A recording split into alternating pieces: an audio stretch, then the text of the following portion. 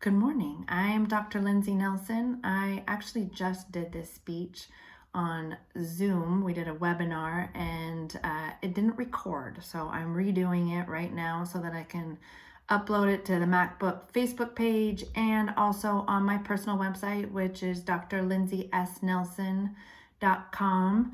Don't forget that S. And hopefully next week I'll figure out this whole technological world a little bit better and I'll record it. If you would like to join me for the wellness webinar, it's at 10 a.m. and I would actually email me and I will give you the link. drlindsaysnelson@gmail.com. drlindsaysnelson@gmail.com. What we talked about today was kind of finishing up on talking about coping. Last week I talked really superficially about coping, talked about using this time to do the things that you've always wanted to do, create, organize, whatnot, embrace this chaotic time. We talked about making sure that you still socialize, whether it's a Zoom meeting or you're doing drive-bys to family and loved ones. Having a schedule, it is important to still maintain a schedule.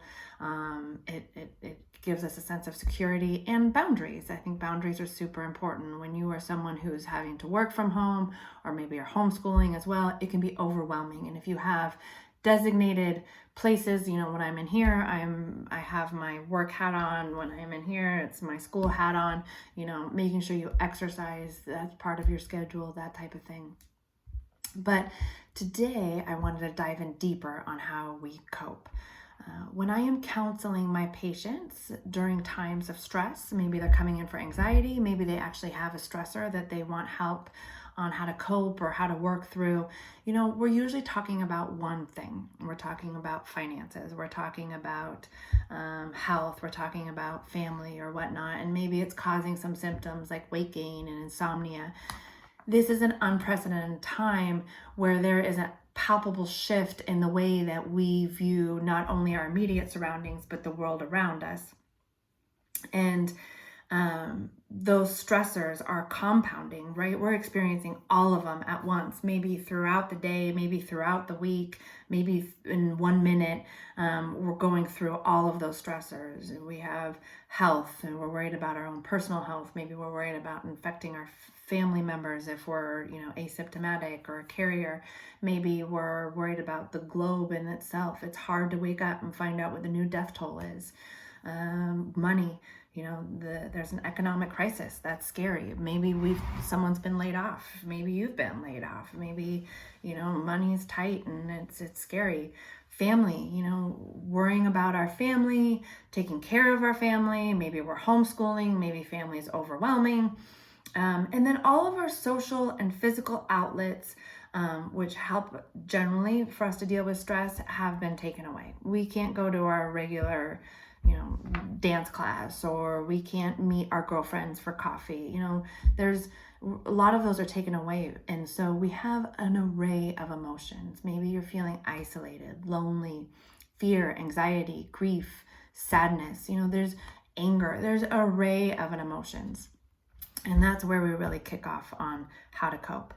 There is a belief system that I subscribe to that if our emotions are not validated and the complexity of them are not fully realized and honored, then we cannot evolve into the best versions of ourselves. These emotions can reshape our belief systems and cause physical ailments such as fatigue, insomnia, immune dysfunction, GI disturbance, depressed immune system, rashes, headaches, whatever. If you think of it as a flow of energy, if we are not realizing those emotions, we're not diving into the complexity of them. Maybe we're stuffing them. Maybe we're dampening them with another glass of wine or another, cupcake. If we are not fully realizing and diving into the complexity of them, then we're stopping the flow of energy. Many of you have probably experienced this. Maybe you've gotten a massage and they're kind of working out a tight spot, and all of a sudden that tight spot gets a little bit looser and you kind of have a flood of emotions. Or maybe you've gone through a stressful time pre-pandemic and you had a lot of like just GI disturbances, you're cramping, your stomach's upset, you just don't feel quite right. These are all physical manifestations of emotions not fully honored and realized. And so I think it's important that the first step of coping is to go into the complexity of those emotions, acknowledge them, maybe even thank them, be grateful for them. Definitely don't shame yourself. Don't do the I should not be feeling this, I should do this, I can't feel this, that's ridiculous. You need to honor them and acknowledge them. I believe that when this is all said and done, when this is past, we will be born into something new. And I believe it's going to be more in like a feminine way where we are more connected, we are nurturing, we are, we are taking care of our neighbors and the world. And that kind of brings me to that there's this interesting paradox that we are supposed to be socially distancing, and yet for many of us, I had a happy hour with my girlfriends and we were talking about this guilt of like, here we are supposed to be social distancing and yet feeling closer with humanity that we've not felt before, or feeling closer with our family. This paradox can be really confusing, and I feel it very deeply. I feel guilty for experiencing the positives that have happened from this pandemic. I feel closer to my family. I have let go a lot of like the self, regulations. I should be doing this. I need to be here. The time constraints, that type of stuff. I've been more forgiving with myself. And this pandemic has allowed me to do that. But I can still be saddened by the way that it has come about. So I am thankful for my family and a deeper appreciation that I now have, but I am sad that it has come at a cost at so many lives and turmoil in people's lives. I am saddened that people are dying and getting ill and people are worried about finances, and yet I'm so hopeful and excited about the new world and what it might look like, which brings me into kind of my second step. It is going to be impossible for us to go back to status quo once this ban has been lifted. So you need to surrender into the uncertainty and trust that we will come out as a globe, as a world, stronger, closer, where humanity and kindness and working together result. No more boundaries, no more we're better than you mentality, no more sexism and racism and all of that goes along a true sense of connection and coming together. And so you need to surrender into those emotions and trust what is to come. I personally find this the most difficult. I am very good about being emotional and talking about my emotions. I am definitely I have a struggle with surrendering into uncertainty. And so that ways that we can surrender, which is our third step of coping, is we need to envision a world we want to create and what our voice is in that world. My dad at an early age, when I was dancing, would tell me the night before a performance, envision yourself going through the performance, envision yourself dazzling, envision it like you went to your highest potential and everything went perfectly. Don't focus on the turn you missed earlier that day in rehearsal. See your best self. And I believe that we manifest our destiny. And I think the best way to do that is through positive energy. If you were to write your own I have a dream speech, what would it say?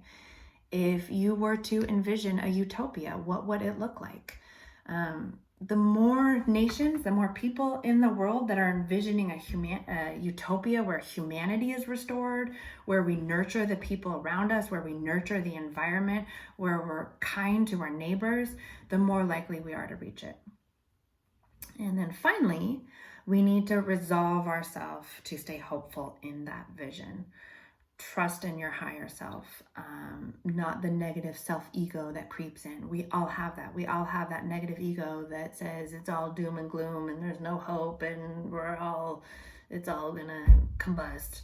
You need to try to ignore that as much as possible. It's going to come in, and try to be resolved into staying into that hopeful vision of the future. And I think some really great ways to do that is maybe you have, maybe you journal it, maybe you make sticky notes that you put around the house, maybe you do a vision board, but take 5 minutes every day and envision that world, manifest it, be proactive, do not be reactive. So that finishes my discussion on coping. I did start to talk about immune resilience, but I think because it's so hard to upload videos, I am going to save that for my next video. So tune in next week for how to build to build up your immunity. What does immune resilience look like? And we'll talk a little bit more about things that you can do at home. I hope all of you are well. And again, if you would like to join live next week, please email me at drlindsaysnelson@gmail.com. drlindsaysnelson@gmail.com. Thank you.